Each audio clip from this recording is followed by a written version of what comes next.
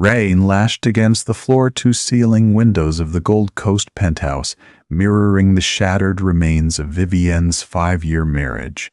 Peepers slapped violently onto the marble kitchen island divorce documents, alongside a falsified medical report branding her barren. Her husband's cold sneer and his mother's triumphant smirk were the last things she saw before the heavy oak door slammed in her face, leaving her on the unforgiving Chicago streets with nothing but the clothes on her back. She thought her life was completely over. Then a sleek black Maybach rolled to a stop, and the city's most feared phantom rolled down his window. The interior of the Moreau penthouse had always felt more like a museum than a home, but tonight it felt like an execution chamber. Vivienne stared at the crisp white sheets of paper scattered across the Kalikata marble island. The emblem of Northwestern Memorial Hospital was stamped at the top, mocking her. According to the document signed by Dr. Traro Week, Eris Miller, she had suffered early-onset ovarian failure. She was, in the cruelest of clinical terms, completely infertile. 5 years, Vivienne, Everett Moreau's voice sliced through the heavy silence. He stood by the expansive windows overlooking Lake Michigan, adjusting the cuffs of his bespoke Tom Ford suit. He didn't even have the decency to look her in the eye. 5 years I've waited for an heir. I defended you to the board. I defended you to my family. And all this time, you were a dead end. Everett, this doesn't make sense, Vivienne whispered, her voice trembling as her fingers grazed the paper. Dr. Miller told me last week that my tests were perfectly normal. He said we just needed more time, less stress. This report, this isn't what he told me. Are you accusing my son of lying? Josephine Moreau stepped out from the shadows of the hallway. Everett's mother was a woman forged from old money and sheer malice. She wore her signature pearls like a chokehold around her neck, her lips painted a severe, unforgiving red. I'm saying there was a mistake, Vivienne pleaded, looking back at her husband. Everett, please, we can get a second opinion. We can go to the Mayo Clinic. We can. There will be no second opinions, Josephine interrupted, her heels clicking sharply against the hardwood floor. The Moreau legacy cannot be tied to a barren woman. It is bad enough you brought no capital into this marriage, Vivienne. But to deny my son a child, it is unforgivable. Before Vivienne could formulate a defense, the master bedroom door clicked open. Out stepped Cassandra Pierce. Vivienne's breath hitched. Cassandra was Everett's executive assistant, a woman who had always hovered a little too closely, smiled a little too warmly. But right now, she wasn't wearing her usual tailored pencil skirt. She was wearing Vivienne's silk La Perle robe. More devastatingly, her hands were resting protectively over a slight but unmistakable swell of her stomach. Cassandra, Vivienne choked out, the room suddenly spinning. I'm sorry, Vivienne, Cassandra said, though her eyes danced with a victorious gleam. We didn't want you to find out like this. But Everett deserves to be a father, and I am giving him what you never could. 4 months, Everett finally turned around, his handsome face devoid of any affection he had ever claimed to hold for her. She's 4 months along. It's a boy. I've already had my lawyers draft the papers. You'll sign the divorce decree tonight. In exchange, I'll allow you to keep the Mercedes and give you a modest severance. If you fight this, Vivienne, my attorneys will drag your name through the mud until you have nothing left. A profound, suffocating numbness washed over Vivienne. The man she had loved, the man she had built a life with, had orchestrated her complete destruction. The medical report wasn't a mistake. It was a carefully purchased lie to justify his infidelity and secure his mother's blessing to throw her away. Get your things and get out, Josephine commanded, pointing toward the door. You have 20 minutes. 30 minutes later, Vivienne was standing on the curb of East Lake Shore Drive. The doorman, a man who had greeted her with a warm smile for half a decade, wouldn't even meet her gaze as she dragged her 2 quickly packed suitcases onto the wet pavement. The rain was torrential, a classic, bitter Chicago downpour that soaked through her thin trench coat in seconds. She had nowhere to go. Her father was dead, her mother long gone, and the friends she thought she had were strictly loyal to the Moreau family's billions. She reached into her pocket for her phone, intending to call a cab, but the screen was cracked and dead damaged when Josephine had forcefully swatted it out of her hand in the hallway. A sob finally tore its way out of Vivienne's throat. She collapsed onto a damp bus stop bench, the freezing rain mixing with her hot tears. Headlights cut through the gloom.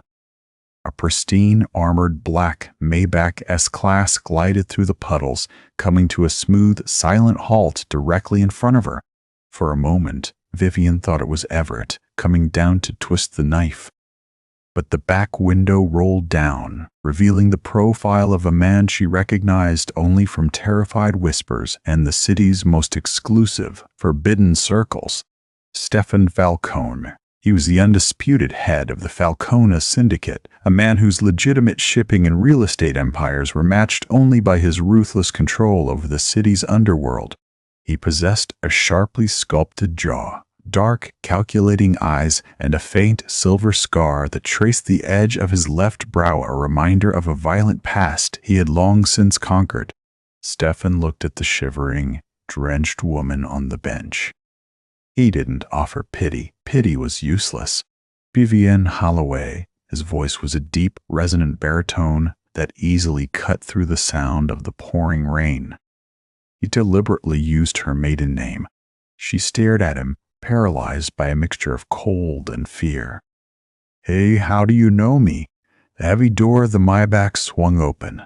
Stefan shifted, the dim interior light catching the exquisite tailoring of his charcoal suit. "Your husband threw you to the wolves tonight," Stefan said, his eyes locking onto hers with an intensity that made her breath catch. "But the wolves in this city answer to me. Leave the bags. Get in. I don't know you," she whispered, shivering violently. "No, you don't," Stefan agreed. "But I knew your father, and right now I am the only friend you have. Come with me." The interior of the Maybach smelled of expensive leather, cedar, and a faint hint of tobacco. Vivienne sat stiffly against the heated seat, hugging her soaked coat tightly around herself. In the front, a broad-shouldered driver named Matteo maneuvered the massive vehicle silently through the slick streets, heading north toward Lake Forest. Stefan sat beside her, a glass tumbler of amber liquid in his hand. He poured a second glass from a crystal decanter hidden in the console and offered it to her. "Drink," he ordered softly. "It's Macallan 25. It will warm your blood." Vivienne took the glass with trembling fingers. The whiskey burned a fiery path down her throat, settling into her empty stomach with a comforting heat. She stared at the man beside her. Stefan Falcone was a ghost of the high society of Chicago. They gladly took his money for their charity galas, but they locked their doors when his name was spoken. "Why are you helping me?" Vivienne finally asked, her voice raspy.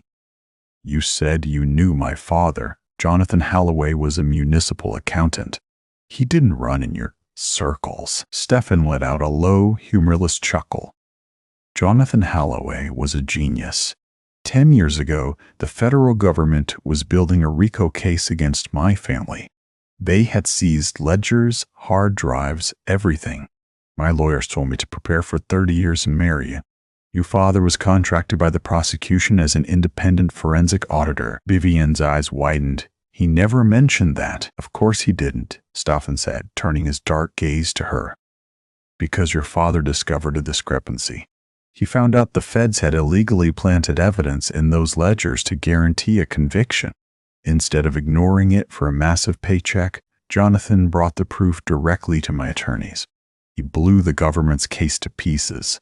He saved my life, Vivienne, and he asked for nothing in return, except that I never contact him or his family." The Maybach turned off the main road, passing through towering wrought iron gates adorned with a subtle crest.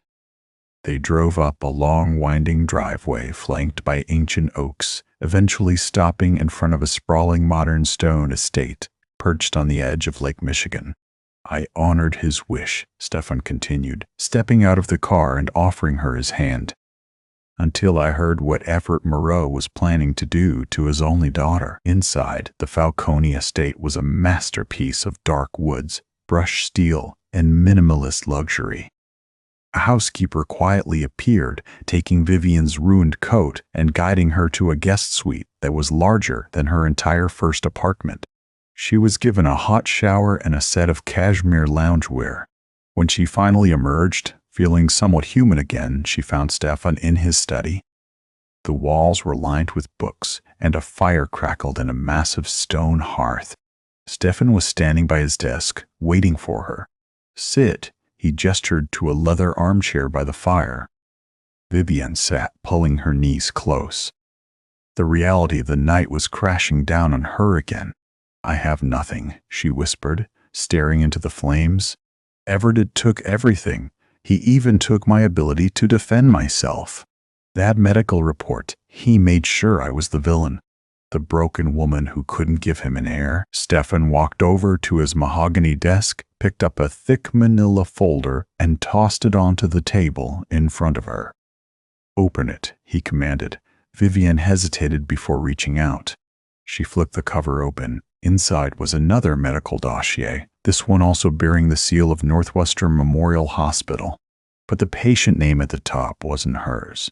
Patient Everett Moreau. Her eyes scanned the dense medical jargon, finally stopping at the conclusive summary at the bottom of the second page. Diagnosis: non-obstructive azoospermia. Complete absence of viable spermatozoa. Condition irreversible. Vivienne stopped breathing.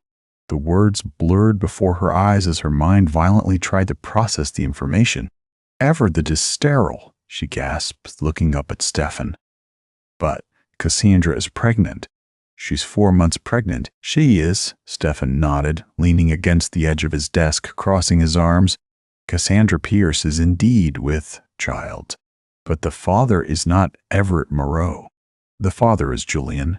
Excuse me. I mean, the father is Alastair Vance." Stefan stopped himself, a strange amusement flickering in his eyes as if crossing off names in a mental ledger. "The father is Alastair Reed, Everett's chief financial officer." Vivienne's jaw dropped. "Alastair? But why would Everett claim the child as his own? Why throw me out?" "Because Everett discovered his infertility 3 months ago," Stefan explained, his voice turning cold and clinical. "If the Moreau board, and more importantly his mother Josephine, found out he could not produce an heir, his cousin would be named CEO of Moreau Holdings. Everett needed a baby desperately. Cassandra, who was already sleeping with Alastair, offered him a solution. She provides the child. Everett claims it as his miracle, and in return, Cassandra gets half of the Moreau empire as his wife, and they needed a reason to get rid of me," Vivienne realized, a sickening feeling twisting in her gut. "So Everett paid off Dr. Miller to falsify my records, to make me the infertile one, to make my dismissal publicly acceptable. Dr. Ars Miller received a wire transfer of $2 million to an offshore account in the Caymans 4 days ago," Stefan confirmed. "I have the banking records right there in the folder." Vivienne stared at the fire, the warmth of the flames suddenly feeling like ice against her skin. The grief that had been threatening to consume her evaporated. In its place, a spark ignited. A dark, terrifying, beautiful spark of pure, unadulterated rage. She had spent 5 years bending over backward for Everett and Josephine. She had endured the subtle insults, the demanding schedules, the silent expectations. She had loved a man who had sold her out for a corporate chair, branding her with a profound medical trauma just to cover his own biological failure. "They ruined my life," she whispered, her hands balling into fists. "They tried," Stefan corrected smoothly. He walked over to her, crouching down so he was eye level with her. The faint scar on his brow caught the firelight. The aura of danger that surrounded him was palpable, but for the first time, Vivienne didn't feel afraid. She felt protected. "I am a businessman, Vivienne," Stefan said softly. "I do not deal in favors. I deal in alliances. I need a clean, respectable, high society face to front a new, highly lucrative real estate acquisition firm I am launching downtown. My name carries too much shadow for the zoning boards. I need a woman with immaculate poise, someone who knows the Moras's world inside and out. Vivienne looked into his dark eyes. And what do I get in return? Stefan smiled, a sharp, predatory expression. You get the resources of the Falcone syndicate. You get a weapon, and you get to walk into the Drake Hotel next weekend and burn Everett Moreau's empire to the ground. Vivienne looked back at the medical file. She thought of Everett's cold sneer. She thought of Josephine's pearls. She thought of Cassandra wearing her robe. She took a deep breath, looking back at the phantom of Chicago. Where do we start? The week that followed was a masterclass in calculated reinvention. Vivienne did not cry. She did not mourn.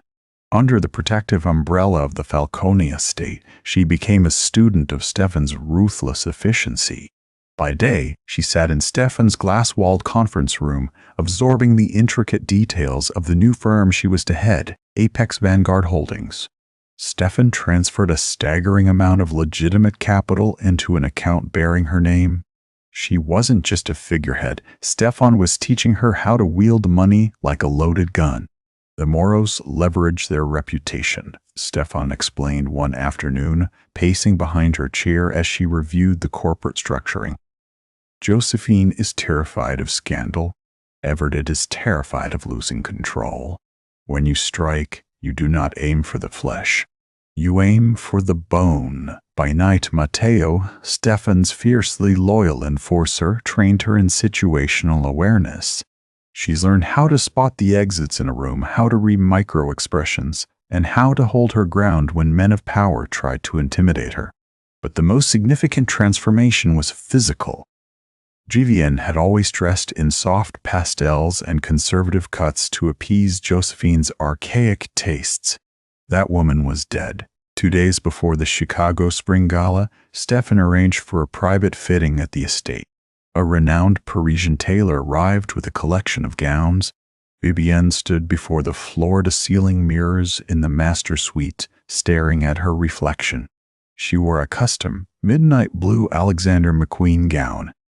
It was architectural, structured, and dangerously elegant, featuring a plunging neckline and a thigh-high slit that demanded attention. Around her neck rested a flawless diamond collar piece from Stefan's private vault, paired with matching diamond cuffs.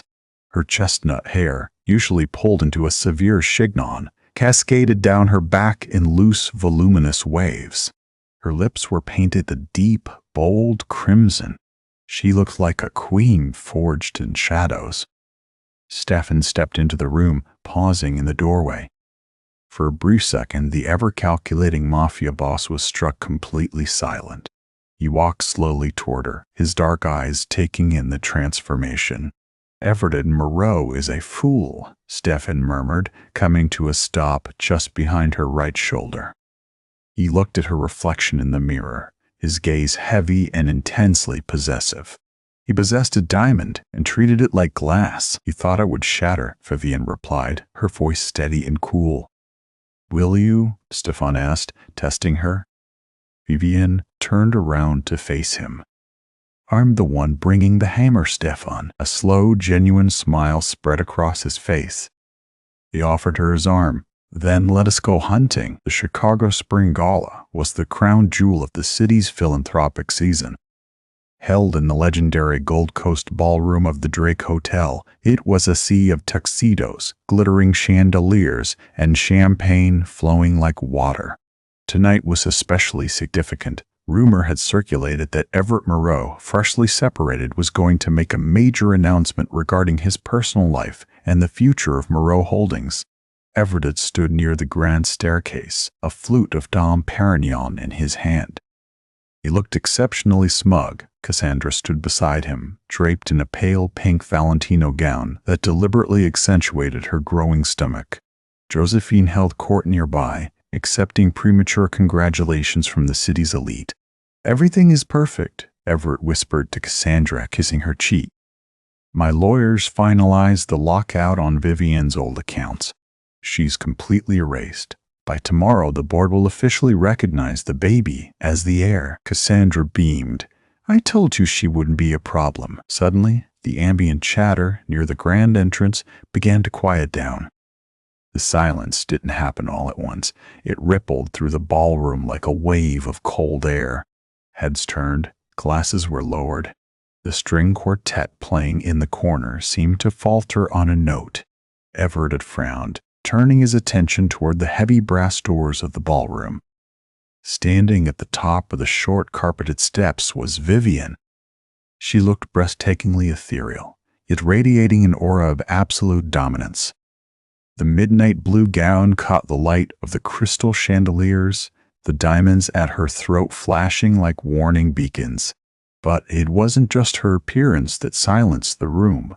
It was the man standing beside her, a hand resting possessively at the small of her back. "Stefan Falcone." Whispers erupted violently across the room.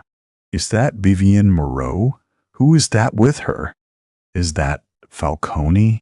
Good God, what is she doing here with him?" Everett's champagne flute slipped from his fingers, shattering against the marble floor. The sound cracked like a gunshot in the tense silence. His face drained of all color. Josephine stepped forward, her hand flying to her pearl necklace in sheer horror. What is this?" Everett choked out, instinctively taking a step back as Vivienne and Stefan began their descent into the ballroom. The crowd parted for them instantly. No one dared block the path of Stefan Falcone. Vivienne walked with a measured, predatory grace. She felt the heavy, terrified gaze of her ex-husband, the panicked hyperventilation of Cassandra, and the enraged shock of her former mother-in-law. For 5 years, she had shrunk herself to fit into their world. Tonight, she was going to swallow it whole. Stefan and Vivienne stopped just 3 feet away from Everett. "Good evening, Everett," Vivienne said, her voice carrying beautifully over the stunned silence of the surrounding guests. She glanced at the shattered glass on the floor. "You seem to have dropped your drink." "Nerves? Vivienne!" Everett hissed, his eyes darting frantically between her and the dangerous man at her side. "What the hell are you doing here?" "You aren't on the guest list." "And who? What are you doing with him, Mr. Falcone is my business partner," Vivienne replied smoothly, offering a polite, razor-sharp smile. "As the newly appointed CEO of Apex Vanguard Holdings, I thought it only proper to attend the city's finest charity event. I believe we have outbid Moreau Holdings on the Southside Development Project by a rather humiliating margin this morning." Everett's eyes bulged. "That was a blind holding company. You have no capital." "Things change, Everett," she said softly. Then she shifted her gaze to Cassandra, letting her eyes drop deliberately to the woman's stomach. "Cassandra, you look positively glowing." "Mother, it suits you. I just hope Alistair Reed is equally excited." Cassandra gasped, taking a stumbling step backward. I don't know what you're talking about." "Keep your voice down," Josephine hissed, stepping up beside her son, her face flushed with fury. "Vivienne, you are causing a scene. You will leave this instant before I have security throw you out." Stefan finally stepped forward, his massive frame shielding Vivienne slightly. He didn't raise his voice, but the sheer menace in his tone made the surrounding socialites take a collective step back. "Mrs. Moreau," Stefan addressed Josephine, his eyes dark and empty. "If a single security guard comes within 10 feet of Ms. Holloway, I will personally buy the company that employs them, fire them all, and then buy this hotel just to evict you from the premises. Do we understand each other?" Josephine's mouth opened and closed like a fish, but no sound came out. Vivienne reached into her silver clutch and pulled out a thick, folded envelope. She tapped it gently against Everett's chest. "This is for you, Everett," she whispered, stepping in close so only he and Cassandra could hear. "Copies of your real medical records from Dr. Miller, copies of the offshore wire transfers you used to bribe him, and copies of Cassandra and Alistair's hotel receipts. I've sent identical packages to every member of the Moreau board. They should be opening them right about now. Everett looked as though he had been physically struck. You're lying. Check your email, Everett. Vivienne smiled, stepping back and slipping her arm through Stefan's. Enjoy the gala. I hear the fallout is going to be spectacular. By 8 a.m. the following morning, the financial district of Chicago was a bloodbath, and the Moreau family was bleeding out. The packages Vivienne had delivered to the board of directors had detonated with the precision of a guided missile. Sylvia Carter, a notoriously cutthroat investigative journalist for the Financial Times, had somehow received an anonymous tip with the exact same documents. By sunrise, the scandal wasn't just a society rumor, it was front-page news. Mont Jomery Holden's Yartin paternity scandal. SEC investigates offshore Burberry charges. Inside the glass-walled boardroom of the Moreau Tower, the atmosphere was suffocating. Everett had sat at the head of the mahogany table, his usually immaculate hair disheveled, his eyes bloodshot from a sleepless night of screaming at lawyers. Josephine sat rigidly to his right, her knuckles white as she clutched a bone china teacup. Winston Carmichael, the eldest and most ruthless member of the board, tossed the morning paper onto the center of the table. "Explain this, Everett," Winston demanded, his voice a low, dangerous gravel. "The stock has plummeted 18% since the opening bell. Our primary investors in Tokyo are threatening to pull out of the logistics merger, and the SEC has already requested a freeze on 3 of our corporate accounts pending an investigation into a $2 million wire fraud. It is a coordinated smear campaign," Everett lied, though his voice lacked its usual commanding timbre. "Vivienne is bitter. She fabricated these documents with the help of unsavory elements. My legal team is already drafting a defamation suit." "Don't insult my intelligence," Winston snapped. "I had my own forensic accountant verify the hospital seals and the banking transit numbers at 4 in the morning. They are authentic. You bribed a physician to falsify medical records, covered up your own sterility, and attempted to pass off your CFO's bastard child as the Moreau heir to secure your position." Alistair Reed submitted his resignation via email at midnight. Another board member chimed in, adjusting his glasses nervously. He caught a private charter to Geneva 2 hours later. Cassandra Pierce has vacated her penthouse and is currently unreachable. Everett had felt the room spinning. The carefully constructed fortress he and his mother had built was collapsing in real time. "The boy is a Moreau in spirit," Josephine suddenly spoke up, her voice shrill with desperation. "Everett was willing to raise him to protect the company's stability. This board should be thanking my son for his sacrifice, not crucifying him over a scorned woman's vengeance." Winston stared at Josephine with undisguised disgust. "Stability, Josephine? You handed the keys to the kingdom to Stefan Falcone. Do you have any idea who Vivienne is backed by? Apex Vanguard Holdings is a front. It's a beautifully legitimate shell for the Falcone syndicate. We aren't just losing PR. We are losing actual ground. They outbid us on the South Side project, and word is they are moving on our waterfront assets next." Winston stood up, buttoning his suit jacket. "The board will convene for a formal vote at noon. But I suggest you pack your office, Everett. You are out, and if the SEC finds that you used company funds to pay off that doctor, you won't just be unemployed. You will be indicted." Miles away, in the serene, heavily guarded sanctuary of the Falcone estate, Vivienne was sitting on the terrace overlooking the gray, churning waters of Lake Michigan. She held a tablet in her lap, watching the Moreau stock ticker flash violently in the red.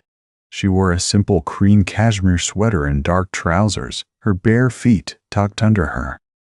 The adrenaline of the previous night had faded, leaving behind a strange, hollow clarity. She had won. She had decimated the people who threw her away. Yet the victory felt entirely surreal. The heavy glass door slid open, and Stefan stepped out onto the terrace. He had traded his bespoke suit for a black Henley that stretched tight across his broad shoulders and dark denim. Without the formal wear, The dangerous, lethal edge of the Mafia boss was even more pronounced. He set a mug of black coffee on the table beside her.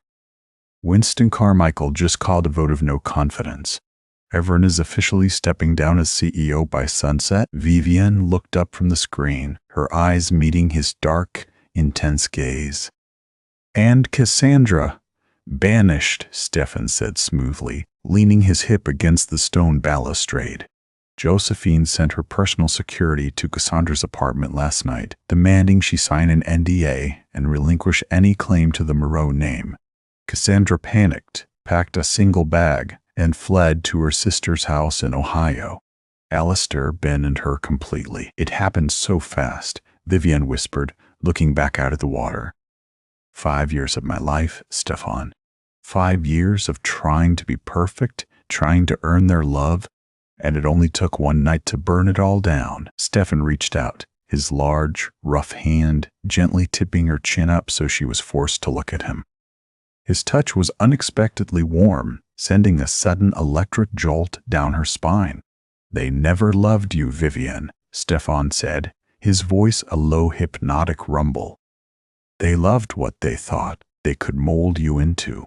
A quiet, compliant accessory, but you were never meant to be quiet. His thumb brushed lightly over her lower lip.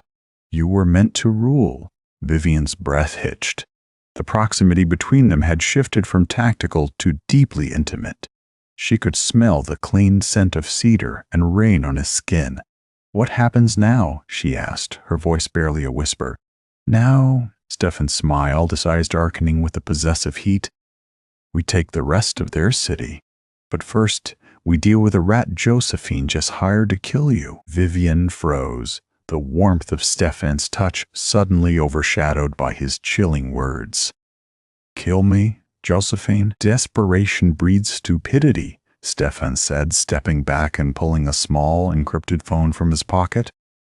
Matteo intercepted the communication an hour ago. Josephine visited a dive bar in the West Loop at dawn. She bypassed her usual high society fixers and went straight to the gutter. She hired an independent contractor named Sullivan. He specializes in making problems look like tragic accidents. Car crashes, gas leaks, overdoses. She hates me, but murder? Vivienne shook her head, trying to process the sheer malice of her former mother-in-law. She's a socialite, Stefan. She hosts charity luncheons. Monsters wear pearls too, Mia Bella, Stefan replied coldly. She blames you for the destruction of her legacy. In her twisted mind, if you die, the scandal dies with you, and Apex Vanguard loses its clean public face. But she made a fatal miscalculation, which is, she forgot whose house you sleep in. That evening, the city was draped in a thick, rolling fog. Stefan had insisted they maintain their schedule to draw Sullivan out.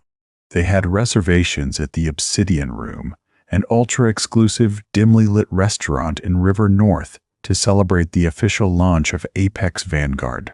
Vivienne wore a backless emerald silk dress, her hair swept to one side. She walked into the restaurant with her hand resting lightly on Stefan's forearm. To the rest of the room, they looked like a newly minted power couple, commanding the city's wealth. But Vivienne could feel the coiled tension in Stefan's muscles. Matteo and 3 other heavily armed Falcone men were stationed invisibly around the perimeter. They were seated at a secluded corner booth. Stefan ordered a bottle of Barolo, an array of dishes Vivienne knew neither of them would eat. He sat facing the room, his eyes scanning the shadows with the precision of a predator. Are you afraid? Stefan asked quietly, pouring the wine. Vivienne took a sip, letting the rich vintage coat her tongue. She looked at the man across from her, the man who commanded an underworld empire, the man who had single-handedly rewritten her destiny. No, she answered honestly. If I were still with Everett, I would be terrified. But Everett was a coward who hid behind his mother's money. You don't hide. A genuine, deeply affectionate smile touched Stefan's lips. Good. 20 minutes later, a waiter Vivienne hadn't seen before approached their table. He was carrying a silver tray with 2 complimentary glasses of champagne. His hands were steady, but his eyes darted nervously toward Stefan. "Compliments of the chef, Mr. Falcone," the waiter mumbled, reaching out to place the glasses on the table. Before the glass could touch the linen tablecloth, Stefan moved. It happened with terrifying, blinding speed. Stefan's hand shot out, wrapping around the waiter's wrist with a grip like a steel vise. The waiter gasped, dropping the silver tray, which clattered loudly to the floor.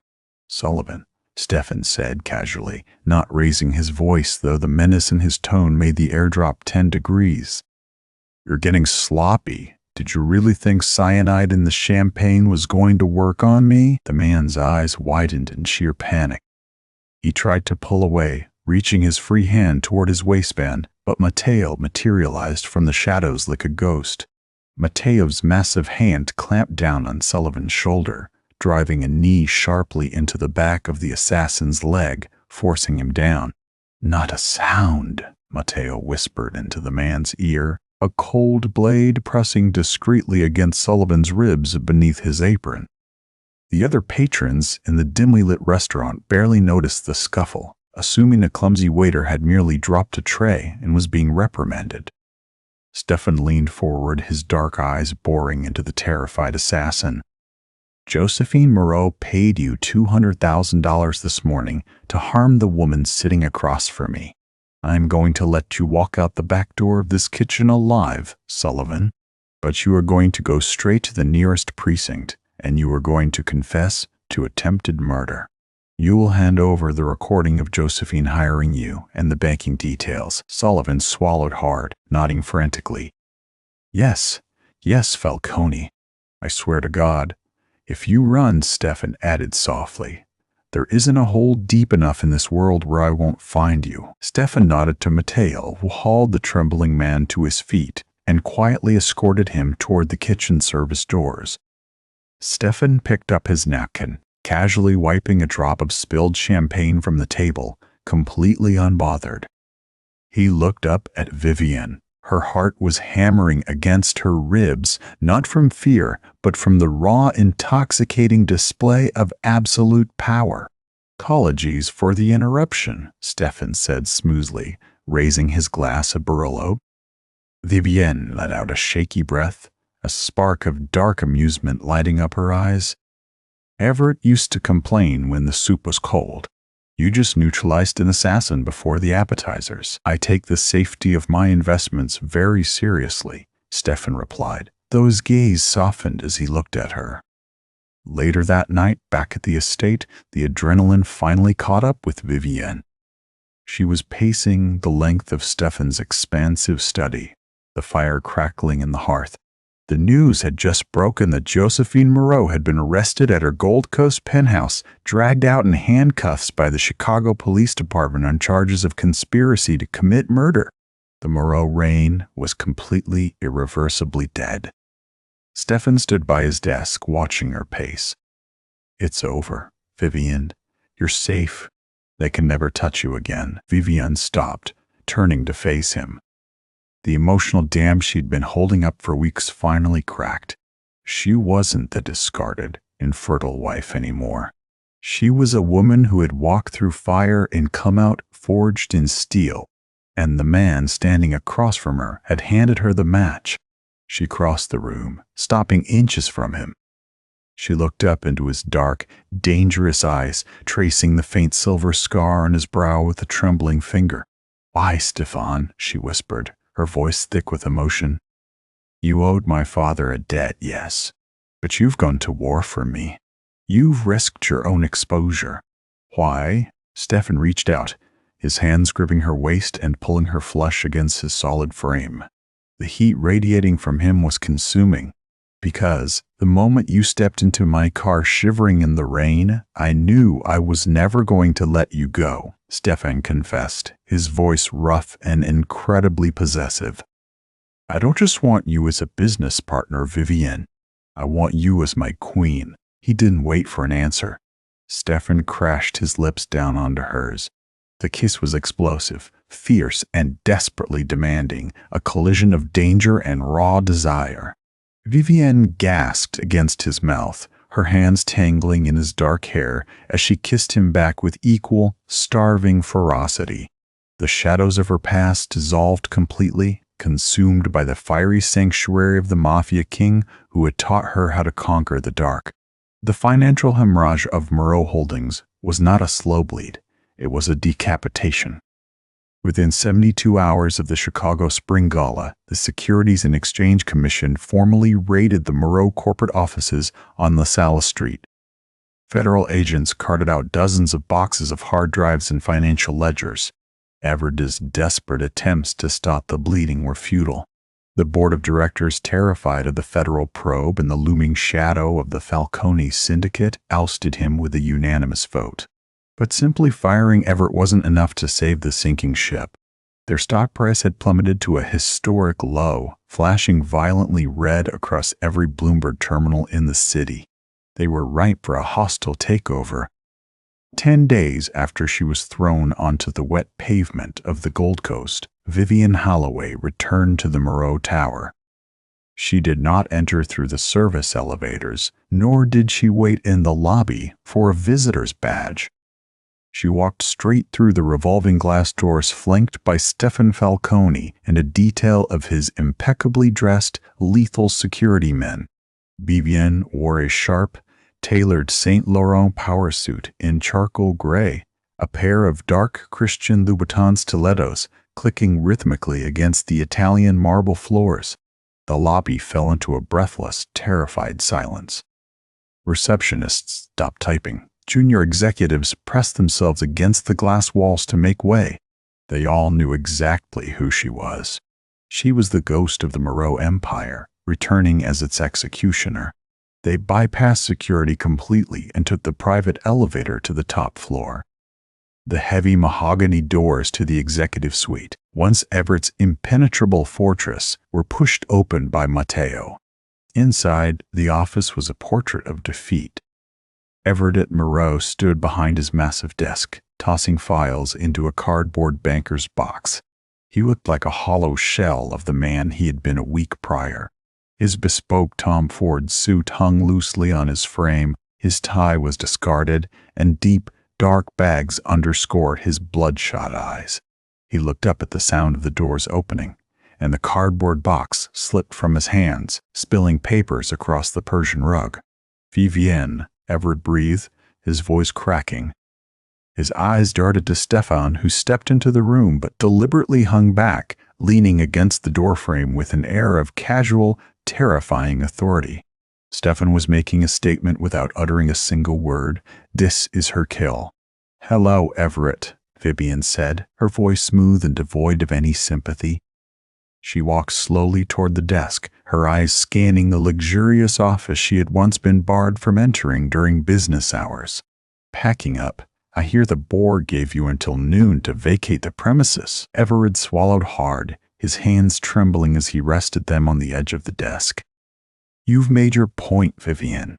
You ruined me. My mother is sitting in a holding cell at the Metropolitan Correctional Center facing 10 to 20 years.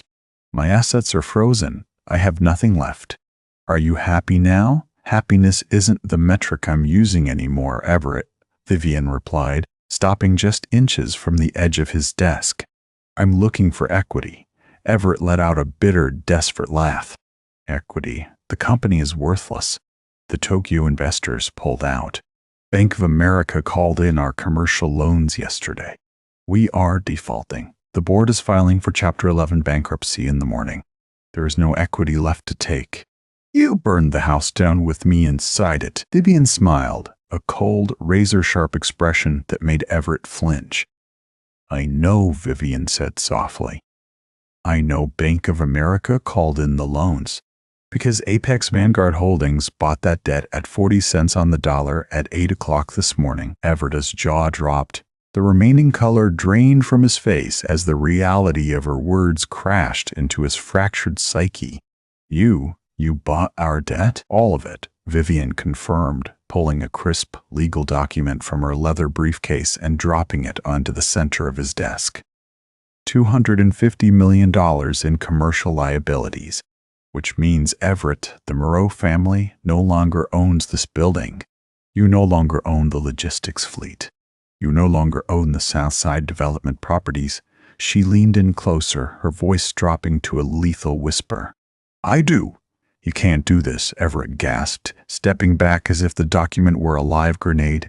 The Federal Trade Commission will approve the acquisition by Friday, Stefan interrupted, his deep voice carrying effortlessly across the large room.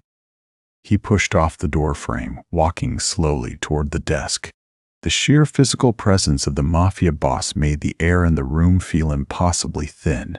Your board of directors was practically weeping with gratitude when my lawyers offered to assume the debt and keep them out of federal prison.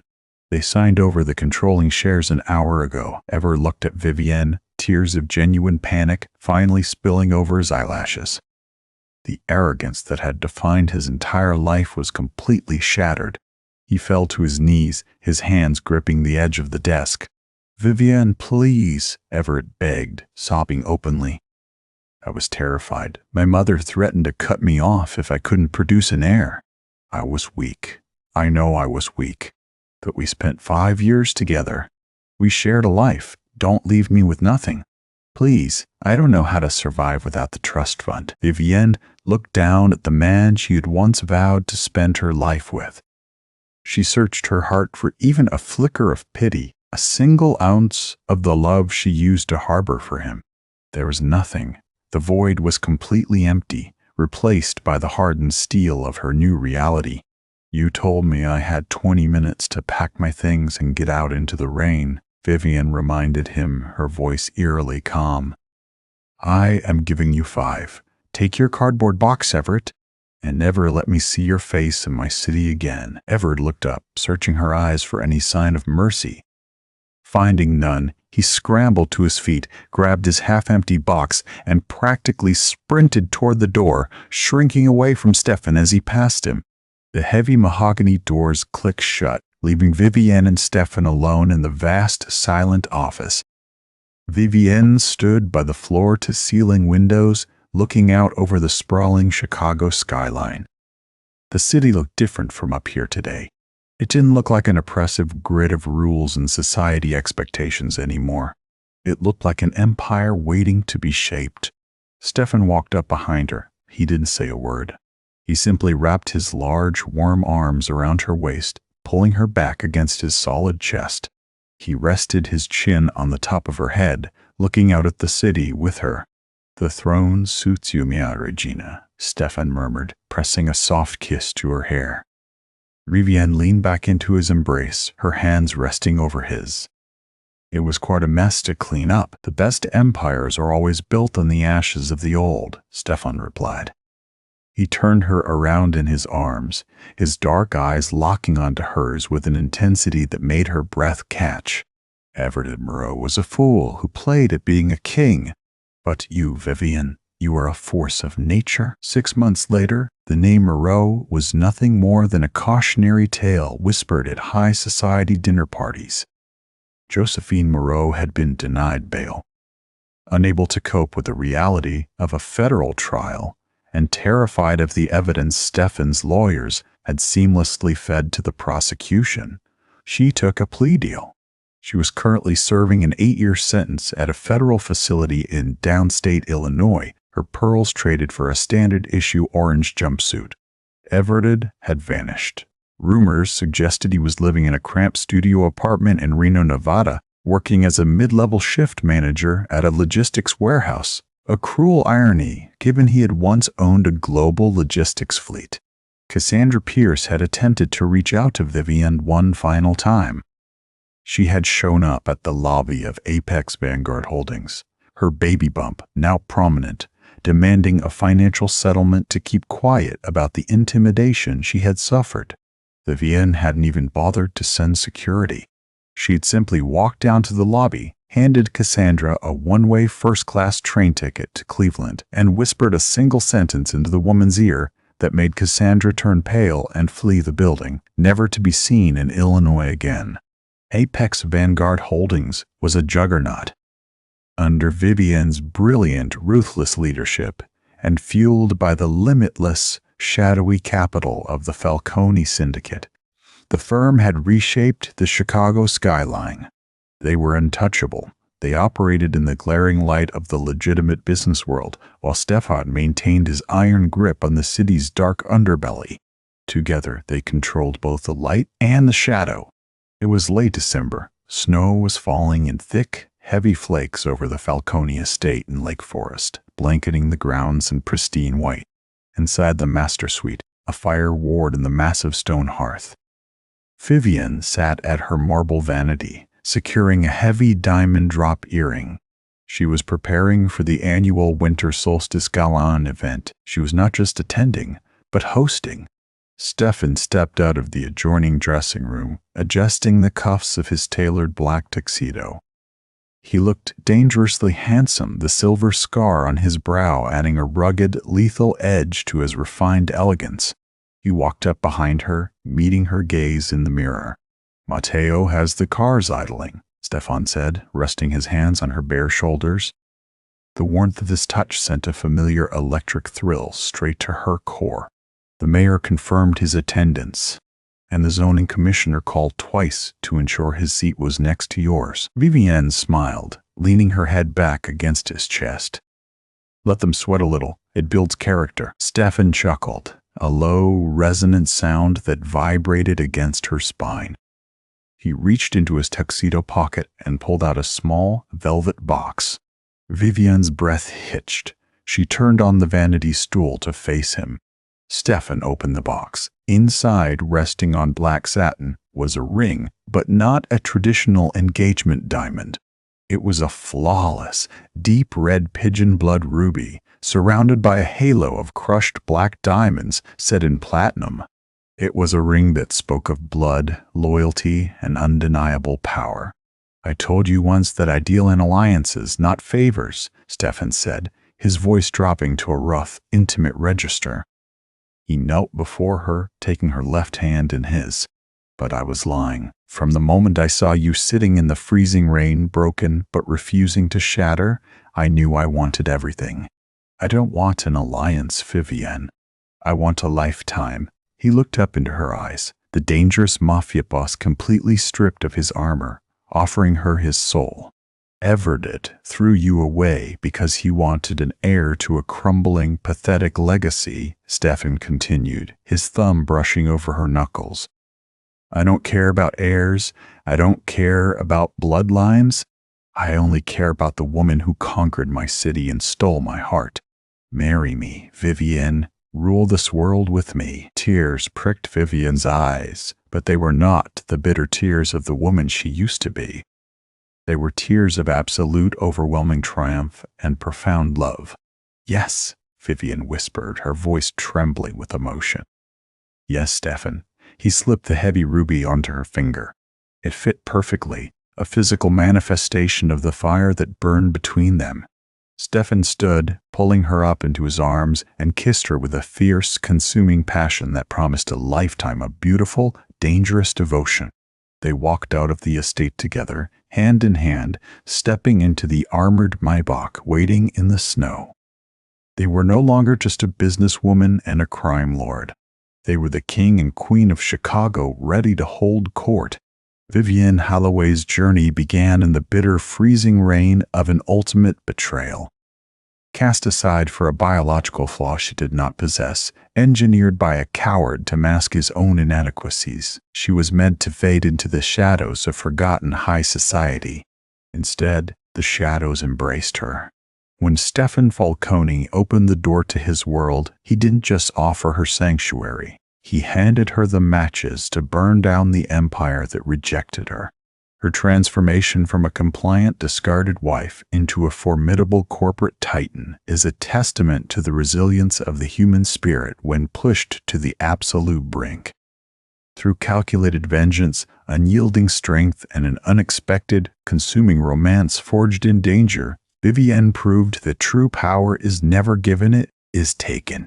Ultimately, she didn't just survive the storm Everett Moreau subjected her to. She became the lightning that destroyed his world, and alongside the city's most feared phantom, she illuminated her own reign.